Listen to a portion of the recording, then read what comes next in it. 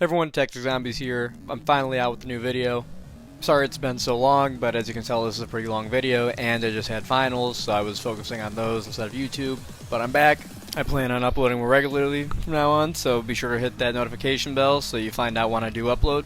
And I would just like to thank you guys so much for how well the fighting style video did. That is my most viewed video by far. It has over 30,000 views by now. Thank you so much. I was not expecting that to blow up the way it did. Thank you, that really made my Thanksgiving. In this video though, I'm going to be ranking every single final boss fight in the Yakuza series. So what is a final boss? Basically, I'm counting the final boss that you fight as a character as a final boss. So in the entries where there are multiple playable characters, I'll be counting every single playable character's final boss in this list. As for the games that will be in this list, all the mainline Yakuza games will be here, the Judgement games and their DLC will be here. The games that won't be on the list though are the Kiryu games because I have yet to play those, Lost Paradise because I haven't finished it yet, and also Kenzan because I have not played it yet. And obviously Infinite Wealth because as the time I'm recording this it's not out yet, there's still a couple weeks, and I really should have released this later, but if you see this after Infinite Wealth is released and you notice that the bosses from that aren't in this, that's why. Obviously this whole list is my opinion. If you disagree, which, you know, there's like 20 something bosses, you're going to disagree on some of them, feel free to leave your opinions in the comments below. I love reading through the comments and seeing what you guys disagree on and all that. Anyways, I think you should settle in, grab a snack maybe because this is a long one, and I hope you enjoy.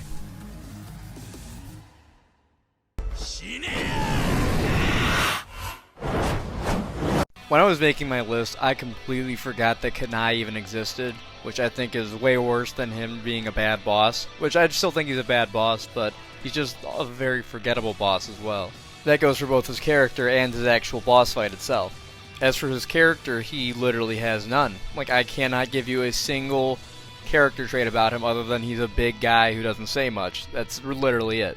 His actual fighting style is really unremarkable, not just because he's boring to fight against, but they've also just reused his fighting style so much in just generic enemies, and just whenever they need a generic boss moveset, they use his moveset. And once you find that out, looking back on him, it just makes him feel even more generic, in my opinion.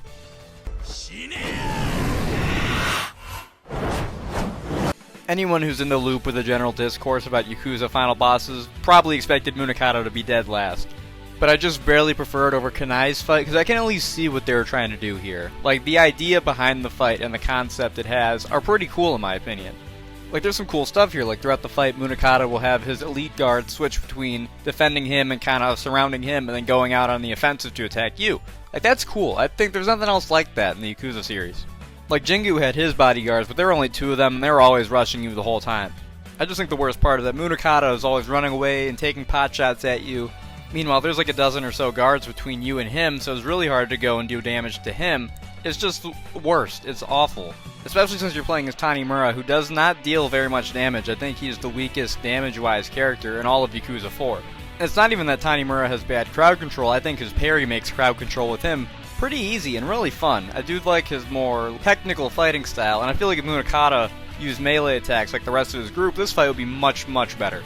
I also don't like that this is the final fight of Yakuza 4, and it really does end the game on a sour note. Like, as you're going to see, I don't think Yakuza 4 has any outstanding boss fights really. I think overall it has the worst boss fights in the series. But I think ending the game with any of the other ones would provide a much more satisfying ending. Maybe not story-wise, because Munakata is the big bad of Yakuza 4, but I think gameplay-wise it would be much better if they ended it with a more traditional fight. So if I had to sum it up, I would say it tries a lot of new stuff, and not a lot of it really works out.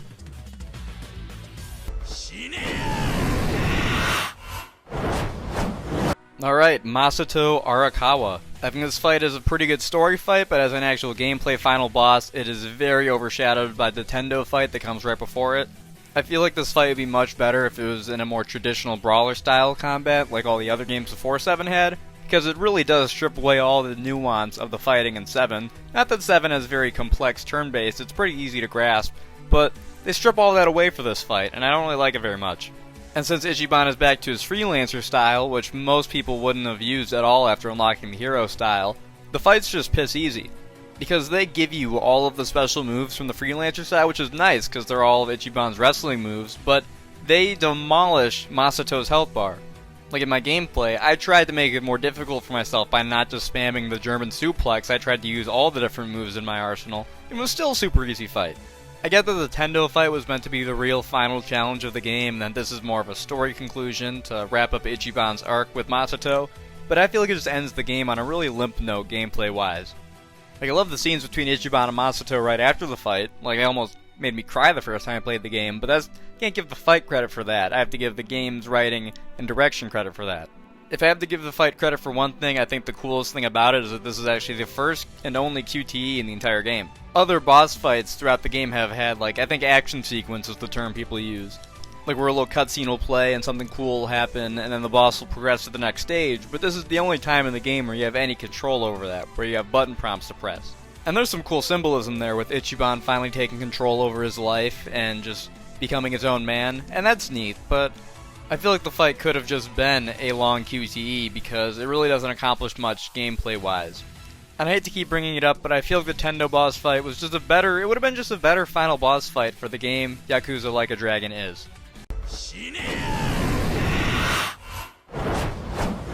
Arai is a pretty mediocre fight in my opinion. It's not really bad, but it's not really memorable either. It leaves a bigger impact on me because Arai was a much more prominent figure throughout the story of Yakuza 4 than someone like Kanai was in 5. I think his moveset's pretty cool, how it mirrors Akiyama's, how he has a much more kick-heavy moveset.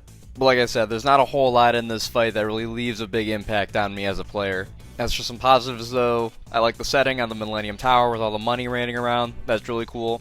I think his version of Four Faith is really cool. It's kind of got like a guitar bit going on. I like it. And I really like the QTE that plays at the end of the boss fight. But like I said, this fight just doesn't leave a huge impact overall. And I don't know if it was just me because my save file for Yakuza 4 I went on to get the footage for the boss fights for that game. All my characters were around level like 12 or so. Like I didn't realize this wasn't the save file where I did everything. And the fight was a lot more difficult than I remember it being, honestly. And I'm not sure if that's just me being bad at Yakuza 4 or if it's because I had like 0 abilities on Akiyama on this playthrough. But the fight really did turn into a slog to get through. So would I have enjoyed the fight more had I had all my abilities? Probably, yeah, because I remember enjoying the fight more last time I played when I platinumed the game. But you shouldn't need all of the abilities to make a final boss fight fun. But then again, you shouldn't need all the abilities to make a boss fight easy, so maybe it's just a skill issue. Yeah, Rai, just kind of a meh fight. I don't really think he's that bad, but he doesn't really leave much of an impact on me.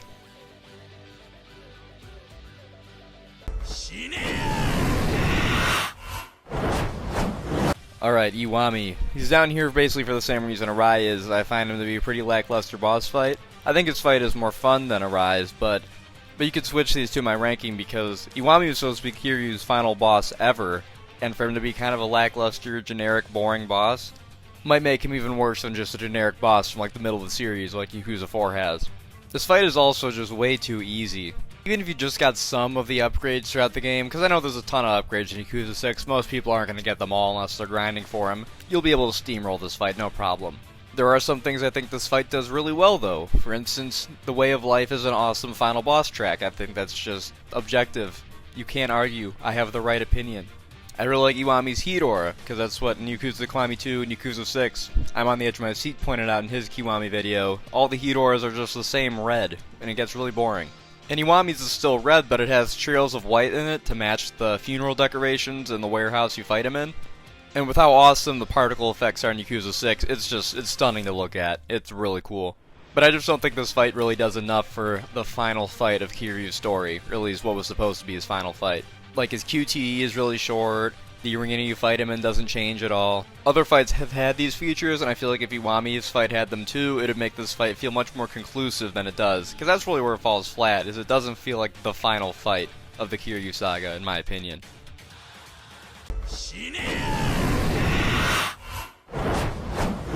I think Baba's a really good final fight for Shinada, but if you saw my last video about the fighting styles, you know I'm not a huge fan of Shinada's fighting style to begin with, and I think that drags this fight down a bit. My favorite aspect of the fight is definitely the atmosphere. I think fighting at the Tokyo Dome while there's the concert going on behind you is an awesome setting. There's nothing else like it in the series.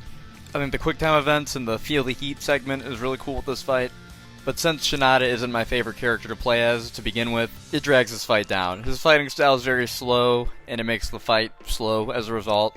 And I know I complain about Kiwami's fight going by too quickly, but I think there's a really good balance that can be hit, where a fight has momentum, but it's not too quick. And that's the one thing that I can say Shinada's fighting style doesn't have, at least when you're not using weapons. Weapons make it better. is Shinada's fighting style doesn't have a whole lot of momentum. His combos don't really chain into each other that well. You need to be doing a lot of your grab attacks. I feel like fighting Baba as another character would make the fight more fun, but then again, you already fought him as Saejima and Kiryu by this point in the story, so really what else could they have done?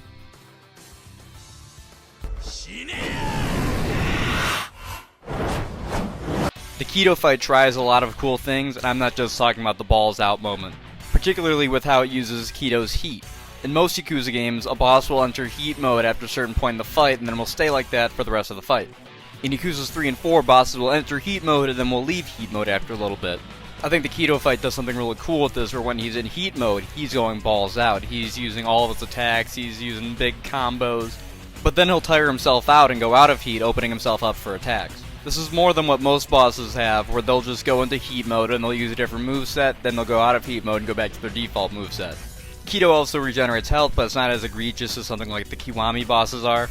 He regenerates health 3 times throughout the fight, but he never regenerates very much, and he regenerates less each time. And the last time he regenerates health, it goes right into the final QTE anyways, so that doesn't even really count. And speaking of, I really like the final QTE in this fight, it's pretty cool. It's the same as with Arai, where I just feel like the fights and the characters as a whole don't leave as big of an impact on players as they really could have, which I think is just a result of the fact that there are so many villains in Yakuza 4 and so many final bosses that it's hard for them to individually stand out as much, especially when you compare them to the games that only have one final boss fight.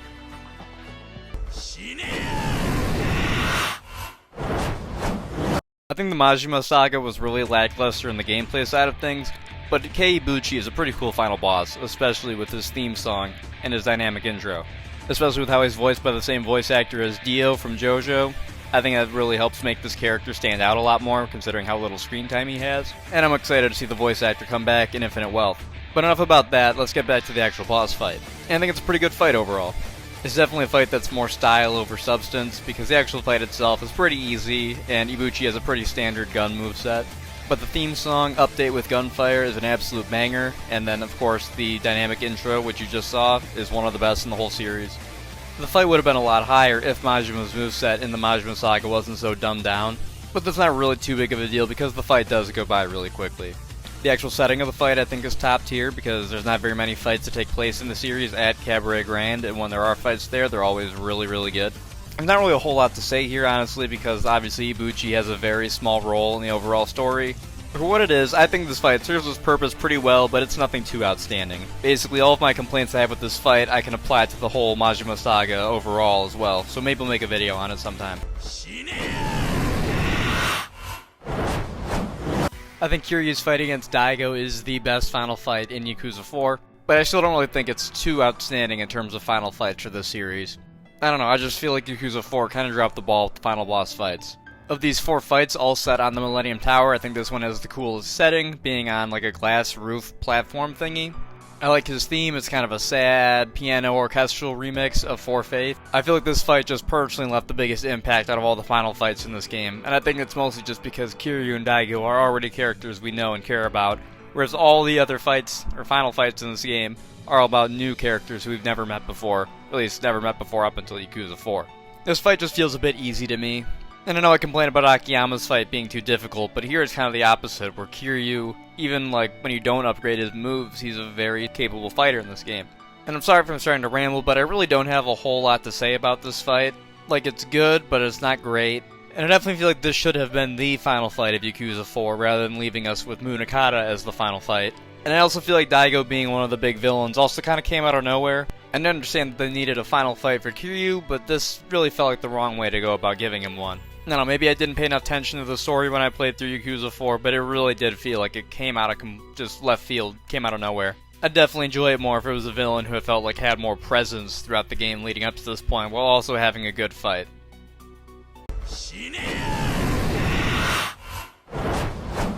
I know a lot of people think this is one of the best final fights in the series, and I love it too, but I just don't think it's quite at that top mark level that a lot of people give it. I think everything about this fight is impeccable except the actual gameplay. Alright, let me explain.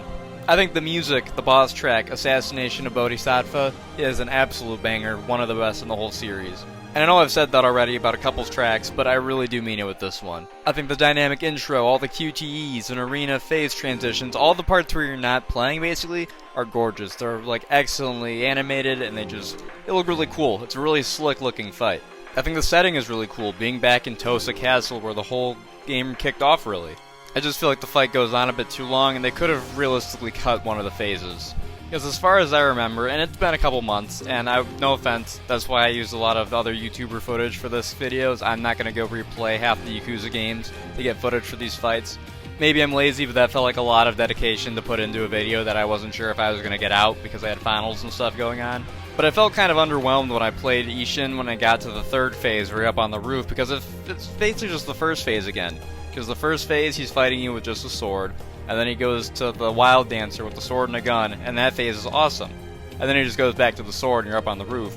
And I think fighting on the roof with the moon in the background is really cool, but it feels like they stepped it up a notch by, having him bring out a gun, and then he starts fighting you Wild Dancer style, and then they take it back down a notch at the end, which could work for some fights, but I feel like they should have kept ramping it up, because this is like, the whole build up to this fight is like an hour of fighting through his castle, and like the town Tosa has been turned into a complete wasteland that you're fighting through. I think I liked the build up to the fight and then all the other fights you fought along the way better than this actual final fight. And again, I think that last phase, they should have just fought the final phase unarmed in my opinion. I think would have been cooler than just going back to phase 1 sword fighting again, but that's just my opinion.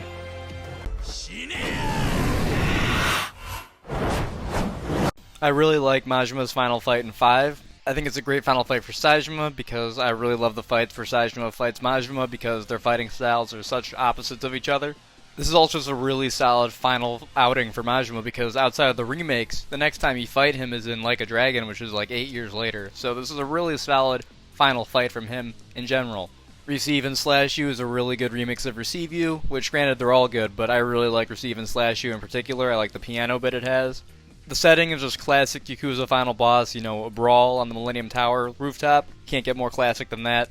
Like I said, this is the best final outing for Majima as well. Like, they pulled no punches with this fight. His health bars, I'm pretty sure, is the biggest we'd seen so far.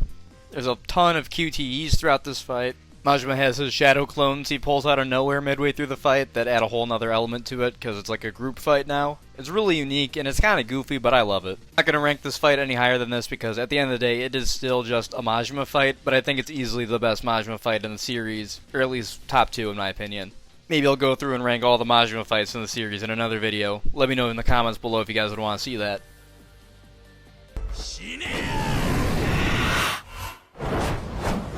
As good as a character as Ryuji is, and as cool as his final fight is, I can't really rank it much higher than this because it really was neutered by how easy Yakuza Kiwami 2 is as a game. I think the ticking clock element of the fight with having the bomb in the middle of the arena is really cool, even though in gameplay it doesn't do anything, but I remember the first time I played, I felt like I had to kind of speed through the fight, and I felt tense, because I didn't know if that was actually something where if I took too long it would blow up. Scattered Moment is one of the best boss themes in any game, in my opinion. Especially the Kiwami 2 arrangement with the whole orchestra. All the new QTEs look really good, like the one where you can see on screen right now where Ryuji's trying to like tackle Kiryu, and then the one at the beginning where they like shoulder charge at each other. Those look really good. The QTE that they copied over from the original game doesn't look as good, like the models don't really line up. Like when they're grabbing at each other, the hands don't really look like they're holding on to anything, but that's more of a nitpick than anything. I feel like this fight nails the spectacle, but the actual gameplay is, like I said, just really, really easy.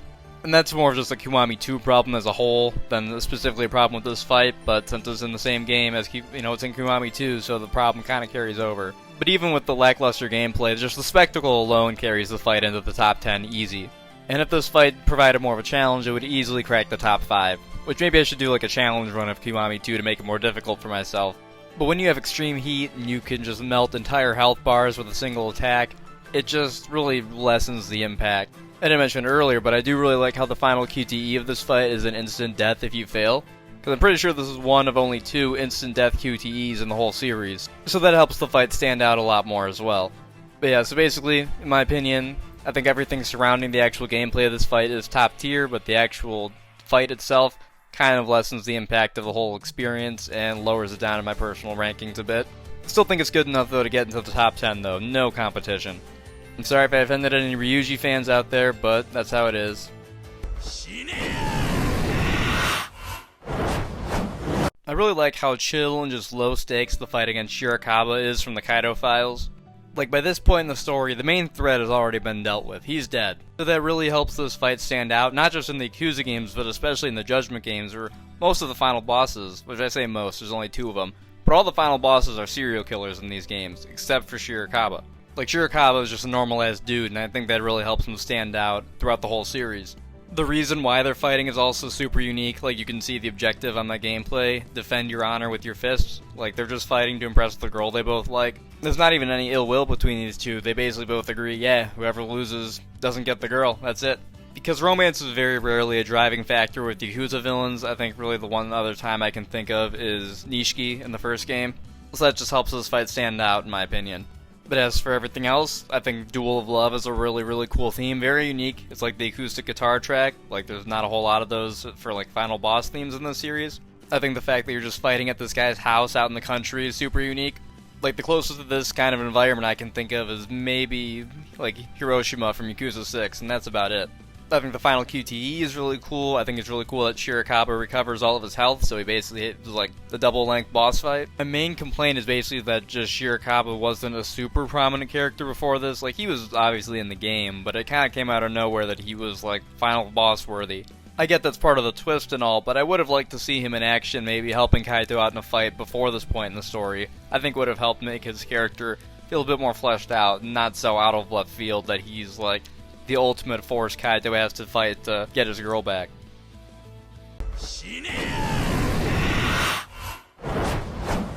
Alright, the fight that started it all, Akira Nishikiyama. This is basically like the gold standard for Yakuza boss fights. Like a shirtless brawl and a skyscraper. That's basically all it takes to be Yakuza boss, to be honest. I think For Whose Sake is an excellent boss track, and I really like the bar and the Millennium Tower as like the arena. My one complaint is that when Nishiki heals in the Kiwami version of the fight, he uses like the red orb to heal, and if you don't grind out Majima everywhere, you won't have the heat attack to stop him, so that could drag the fight out a lot if you don't grind that system out. Aside from that, this is a really cool fight. Like, I like the QTEs with all the flashbacks to show like the history between Nishiki and Kiryu. That's really unique. I don't think that's been done elsewhere. I think it's cool that some of Nishiki's moves in the Kiwami version are some of Kashiwagi's moves from Yakuza 0. Again, I just think this is a really great fight and a really great way to end Yakuza Kiwami. And obviously this is the first final boss in the series, so I'm not going to criticize it for not having what other fights in the series that came afterwards implemented, since that would just be unfair on my part. But yeah, this is a great fight.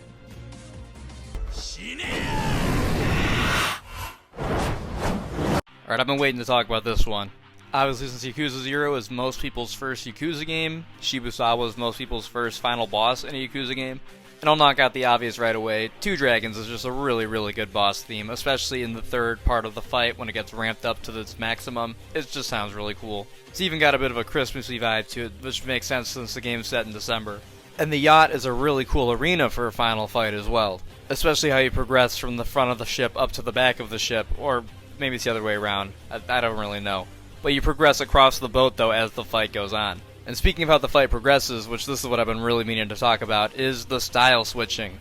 Since Yakuza 0 introduced the style switching to the series, it makes sense that its final boss would also have style switching of his own. And so as you start the fight, Shibusawa starts off with his rush style. He's got a pink aura, and he's attacking quick, he's using kicks and stuff, basically mirroring Kiryu's rush style with the same heat aura and the same kind of moveset. And then there's a QTE, and you transition to the bar on the yacht, and now he's got his beast style. You know, he's got a yellow heat aura, and he's picking up furniture and throwing it at you, and he's like doing combos and he's grabbing furniture as he goes, just like you do when you're in beast style. It's so cool. And then you transition up the stairs, up to the back or front of the ship. Again, I don't really know. And then Shibusawa is using his version of the legend style, because that's basically his whole motivation, is he wants to become the Dragon of Dojima. He wants to be a legend. So, you know, you do all the side content in this game, or not all the side content, but you do the real estate stuff in this game, you get your legend style. He's got his legend style with like a fiery red, blood red heat aura. It's really cool. Maybe it's just because this was my first Yakuza game, but I could gush about this fight all day long. But obviously, it's not perfect. I think my biggest complaint is just that the second phase, where you're in Beast style, goes by way too quickly, because Beast mode in this game is just so busted. If you try and play along and match what style he's using, which is what I tried doing in my footage up here, you can end that second phase of the fight in like 7 seconds flat because you melt his health bar in like 2 attacks from beast mode, just because it does so much damage in this game. It's too broken. That's why I ranked it lower than the Kiwami version of my fighting style video, which if you haven't seen, you should go check it out. And my biggest complaint, aside from that, is that the final QTE, because I think you like go into the final QTE once he has like a certain amount of health left, but you can also go into the QTE when he has less than that. And then the QTE just goes as long as it needs to, it like will just loop on itself until you get his health down to 0. Which even then I might just be misremembering, but I remember it looping like 3 times my first playthrough. But that's honestly my biggest complaint, other than the beast mode phase going too quickly. But aside from that, I think this is an outstanding boss fight all around.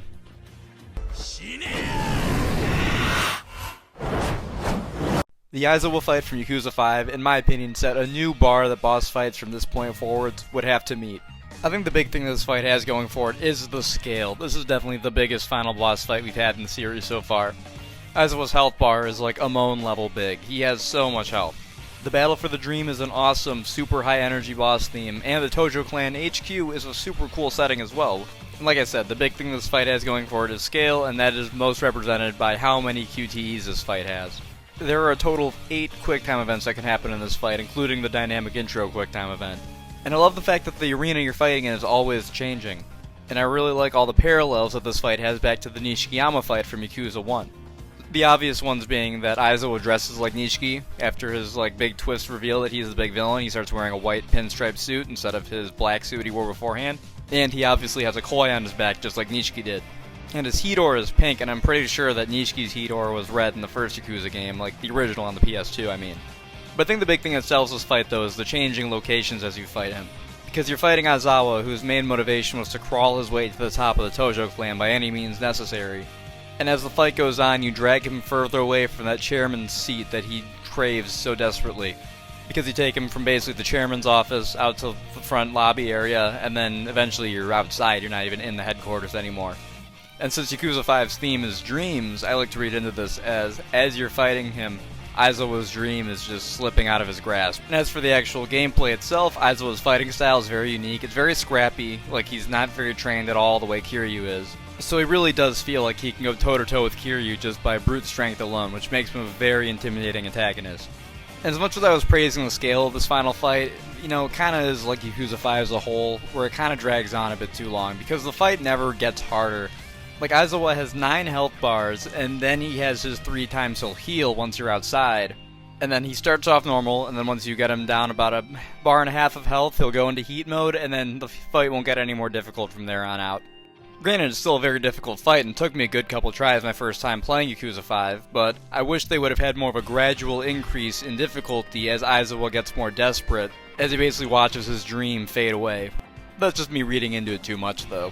And this fight, like I said, with Ryuji, this also has a insta-kill QTE at the end, which again, is one of 2 fights that I'm aware of at least. Just feel like they could balance the difficulty a bit better, and then also Aizawa has no presence as a villain up until this point, that makes the fight a bit worse too. I think the Kiwami fight just has some of the best gameplay in the series, hands down. As you know if you watched my fighting styles video, I'm a huge sucker for Lost Judgment, and this fight is, I think, the best part of that game. Obviously, we could talk for hours about how interesting of a character Kiwami is with his ideology, but we'd be here all day if he had to do that. But he works great as an opposite to Yagami, and it shows very clearly in his fighting styles. He basically mirrors your dragon, crane, and snake styles that Yagami uses in Lost Judgment. Unwavering Belief is a great song, and I'm sorry if I'm getting repetitive, but really all these boss tracks are awesome, so... My least favorite thing about this fight is honestly the setting, because it just feels like they're fighting in a Costco. It doesn't really feel very cool to me. And I get the warehouse they're in is important for the plot, but they could have still done something more interesting in my opinion. No, but like I said, this is just an excellent final boss fight for an excellent game. Especially with how Kiwami style switches, sort of. He'll use different moves from the tiger, crane, and snake styles, like I said earlier. And I know it's not part of the final fight, but I think it's cool how you see him basically see these moves Yagami does and adapt them as you fight him the other couple times you fight him before this point in the story. It really makes him feel like a true rival to Yagami. And even though I said I don't really like the setting very much, I do think it's cool when they like scale the shelving units to get up to the top little area and Kiwami like pushes the crate down on Yagami. That's pretty cool. And I also like the final QT where Kiwami gets kicked off the shelving unit, but I feel like if they were fighting in someplace a bit more visually interesting, this could be an easy top 3 fight. But the quality of the fight itself, and the music, and just the story leading up to it easily carries this up to my top 5. And I bet people are going to be mad I didn't rank this any higher, but I've got a couple controversial picks in my top 5. But any of these top 5 could change on any given day. I love all these fights so much. I mean, the only ones I actually don't like are the very bottom couple. All the other ones I think range from good to outstanding.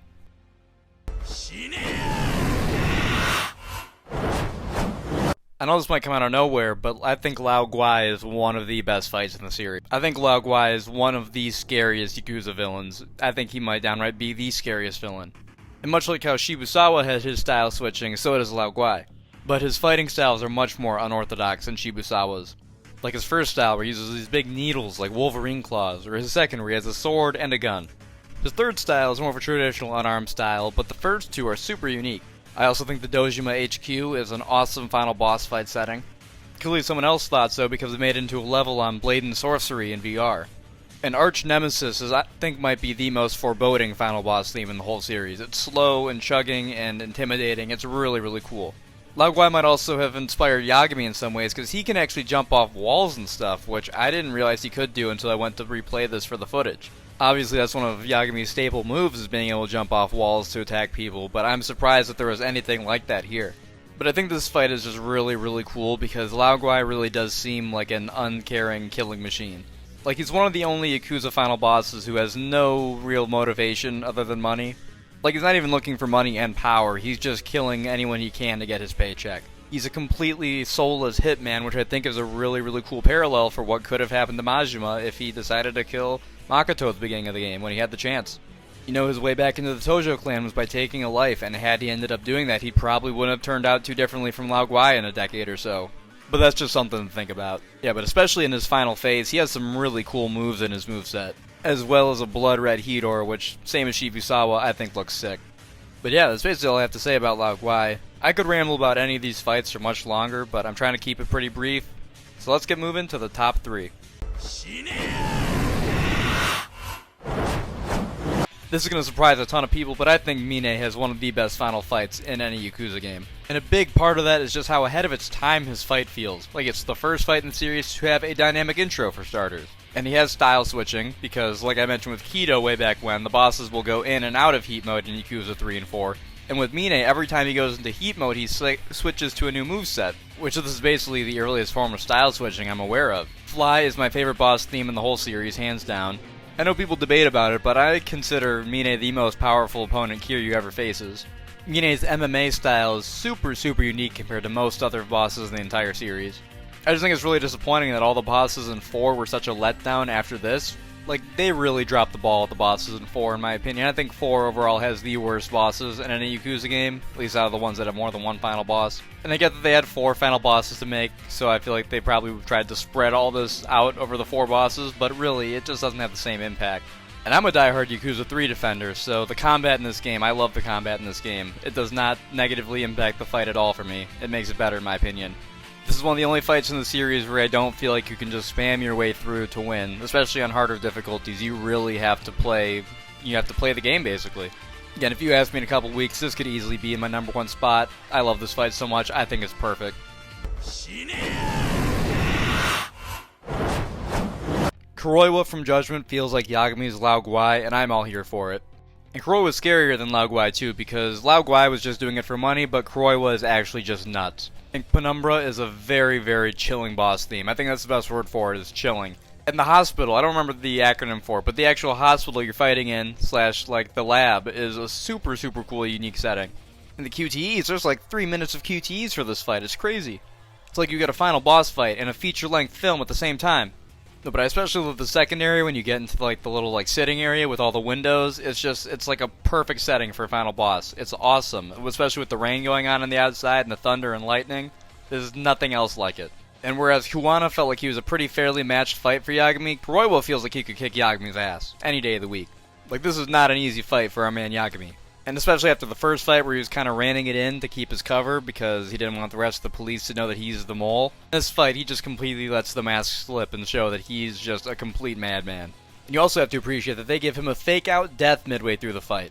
Like, not he heals himself up at the end of the fight. Like, no. Like, you beat the fight and you fade to black, and then there's a cutscene where you, like, kick him out a window, and then he crawls himself up back from the window after, like, 10 seconds of nothing, and then he regens all of his health. He takes an adrenaline shot, and then it's his final phase, and he's doing his mortal attacks more frequently. I would say that I wish they tried stuff like this more often, which obviously I want them to experiment more with final bosses and see what works, but this fight wouldn't be anywhere near as special if they had just, like, fake outs like that all the time. I was not expecting that at all my first time playing. And that's what I think helps set this fight so much apart, is that the first Judgment game had a really creepy tone overall that Lost Judgment really didn't try to recapture because they were going for a different vibe altogether. Obviously, I'm not saying that Judgment is a horror game by any means, but it does feel like it takes inspiration from things like Seven or like Condemned Criminal Origins, the video game. And Kuroiwa is a terrifying final boss to cap off an excellent game. And Kuroiwa's got a really good dub voice too. Like, I think I might prefer this fight in dub over the Japanese. Which obviously I'm not about to get into the whole dub discussion right now, but like, I think it's just really impressive. This fight is good no matter how you play it. It's outstanding. This fight easily would have taken the #1 spot had it not been for our surprise contender, which we'll get to in just a moment. I'm just going to let this play out though, just to hammer home how creepy this guy is.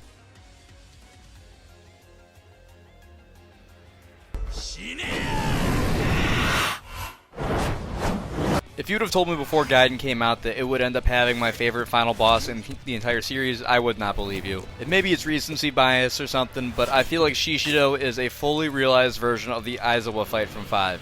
Obviously, the fact that you're fighting in the Omi HQ instead of the Tojo HQ, and the same parallels apply, where you're basically dragging him away from his dream of being chairman the longer the fight goes on. Same as the Aizawa fight, you're constantly changing what arena you're fighting in, and it's really cool. You've got the QTE transitions. And as for the music, I think Deadly Struggle is an alright boss theme, but Fleeting Dream, I lied about Fly. Fleeting Dream is my new favorite boss theme ever since this game came out. It's just such a somber piece, and I think that's really the word you can use to describe this whole fight, is somber. Because this fight should be sad, because the whole point is that you're finally closing the curtains on the Yakuza as a organization. And Shishido's a really tragic character who all he ever had to live for was becoming, getting to that top spot of the Yakuza, of the Omi Alliance, and now he's getting that ripped away right at the last moment by Kiryu. So you really can't help but take some pity on him. I like the escalation of difficulty, which I know I complained that the Aizawa fight lacked, but here, the first phase is a sword phase, and then a fist, unarmed phase, and then a harder sword phase, and then a harder unarmed phase. And I think that's really good, because that was my big thing with Aizawa. It's a long fight, but it never got more difficult. I feel like the Shishido fight makes better use of its time by making the fight more engaging all the way throughout. And damn, even with all the upgrades like I had, and playing on the hardest difficulty, this fight still can kick your ass if you let it. Like, this is a very difficult boss fight. He does crazy damage, even with maxed out health. But yeah, I just think this fight was an excellent final fight for Kiryu as a character. And I know he's coming back in Infinite Wealth, but this is basically the end of the Kiryu saga as we know it, because in Infinite Wealth it's going to be turn-based, it's going to be played differently. But this is the type of fight that the Iwami fight should have been. Obviously, I could ramble on about this fight for hours if I wanted to, but we don't have that kind of time. If you want to hear some more in-depth thoughts about it, feel free to let me know in the comments. I would love to talk about really any of these fights. I'll go more in-depth with if that's what you guys want. But if you made it this far, thank you so much for watching. Please feel free to leave a like and subscribe if you want to see more videos like this. Now that I'm done with finals, I should be posting more regularly. But yeah, that's about it though. My ranking of the Yakuza bosses. I'm going to let the Shishido fight play out. In the meantime, God bless and peace out, everyone. Thank you so much for watching. I hope you enjoyed.